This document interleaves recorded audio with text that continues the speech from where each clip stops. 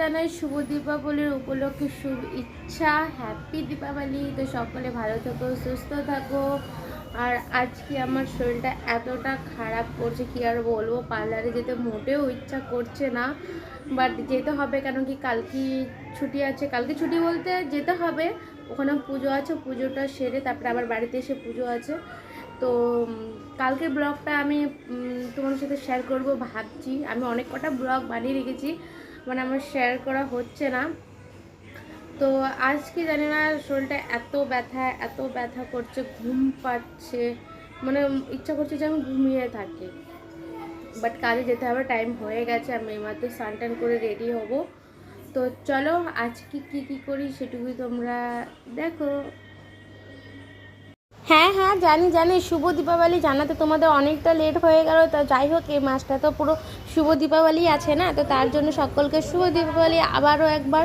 তো আমি চলে এসেছিলাম পার্লারে, আর পার্লারে এসে দেখো রঙ্গোলি বানিয়ে নিলাম, আর তারপরে বাড়ি ফিরে যেয়ে আবার আমি পুজোটাও সেরে নিয়েছিলাম। আর এই ভিডিওটা মানে এডিট করার মানে টাইম ছিল না, এডিট হয়েছিল না, তার জন্য আমার শেয়ার করতে তোমাদের সাথে লেট হয়ে গেল। কেন কি আমার মেয়ে ছেলে দুজনে অসুখ হয়ে গেছিলো, মানে অসুস্থ হয়ে গেছিলো।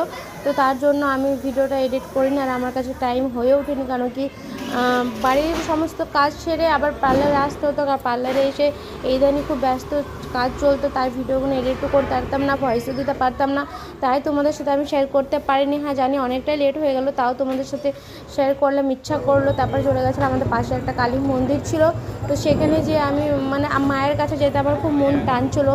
মানে এবার আমরা নিজে হাতে করে করতে পারিনি, কেন আমাদের তো একটু ছিল, তো তার জন্য মানে আমি হাতে করে পুজো করতে পারিনি কালী পুজো।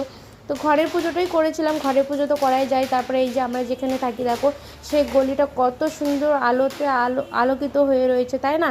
তো যাই জন্য তারপরে চলে গেছিলাম আরেকটা মণ্ডপে, যেখানে আমরা সকলে মিলে কালী পুজো দিই। এখানে আমরা যত বাঙালিরা আছি সবাই এক জায়গায় হয়ে আমরা পুজোটা দিই। এই একটা দিদি ভাই, তো ওনার ভয়েসটা হয়তো হয়ে গেছে, মানে মিউট হয়ে গেছে। তো যাই হোক, তো ওনাকে আমি শেখাচ্ছিলাম যে ব্লগ ভিডিও কীভাবে বানায়, সেই ভয়েসটা আমি তোমাদের পরে শুনিয়ে দেবো, এখানে অ্যাড করিয়ে দেবো।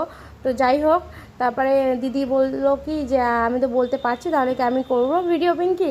তা বললাম হ্যাঁ দিদি তুমি করো, অবশ্যই তুমি যদি ঠিক মতন ভিডিও পোস্ট করো, আমার মতন পুরো কোনো না করে, যেমন আমি মাসে একটা দুটো ভিডিও পোস্ট করে আবার কোথায় পালিয়ে যাই আমি নিজেও জানি না। তো যাই হোক, মাকে তো দেখিয়ে দিলাম। তো মা যেন তোমাদের সকলকে যেন ভালো রাখে, সুস্থ রাখে, আর মা যেন তোমাদের সকলের সব ইচ্ছা যেন পূরণ করে। তারপরে এই যে বিসর্জনের দিনের ভিডিওটা, তো সেখানে গিয়েছিলাম আমরা সবাই, একটু অনেক ডান্স করেছি, তো তাই